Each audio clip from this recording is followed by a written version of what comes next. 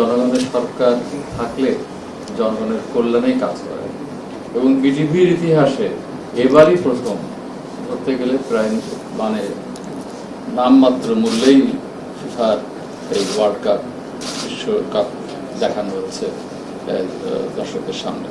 এবং যেটা মাননীয় মন্ত্রী বলেছেন সেটার সাথে আমি ওইটা যেটা যোগ করছি যে আমাদের এখনো রেভিনিউ শেয়ারিং বাকি আছে, হয়তো এটা আমাদের কোনো ঘাটতি থাকবে না। এছাড়াও যে আপনার ট্রান্সমিশন টাইমটা আমরা ব্যবহার করেছি ফিফা ওয়ার্ল্ড কাপ দেখানোর জন্য, সেই টাইমের কিন্তু একটা খরচ ছিল, সেখানে আমাদের একটা অনুষ্ঠান নির্মাণ করতে হতো।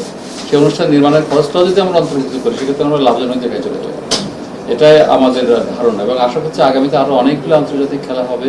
এই যে নতুন উদ্যোগ নেওয়া হয়েছে, সরাসরি যোগাযোগ করেছেন, এবং এটা বিরল দৃষ্টান্ত যে কোনো টেলিভিশনের জন্যে কোনো আন্তর্জাতিক সংস্থার সাথে স্বয়ং তথ্যমন্ত্রী মহোদয় বা তথ্য প্রতিমন্ত্রী মহোদয় এবং সরাসরি যোগাযোগ করে বার্গেন করে জনগণের স্বার্থে এটাকে নিয়ে আসতে পারেন, এটা আমাদের জন্য একটা নতুন অভিজ্ঞতা।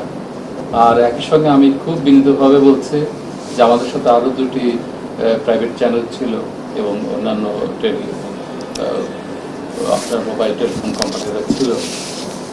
এসব সব কিছুর মধ্য দিয়ে একটা জিনিস প্রমাণিত হয়েছে যে আমাদের প্রকৌশলীরা, আমাদের টেলিভিশন ইঞ্জিনিয়াররা খুব সফলভাবে কাজ করেছেন। এবং এই যে বাইরে থেকে যে একটা ন্যারেটিভ আছে যে বিটিভি সম্পর্কে, সেটা কিন্তু তারা একদম নস্যাৎ করে দিয়েছেন। কারণ প্রযুক্তিতে আমাদের প্রকৌশলীরা অনেক অনেক এগিয়ে আছেন এবং তারা যথেষ্ট সহায়তা করেছেন এবং তাদের সম্প্রচারের ক্ষেত্রেও তারা যথেষ্ট সহায়তা করেছেন। আর এছাড়াও আমাদের এই অভিজ্ঞতার আলোকে আমরা আরও কিছু প্রযুক্তি কৌশল আমরা সংগ্রহ করব, যার জন্য আগামী খেলাগুলি আরও সুন্দরভাবে ট্রান্সমিশন করা সম্ভব হবে।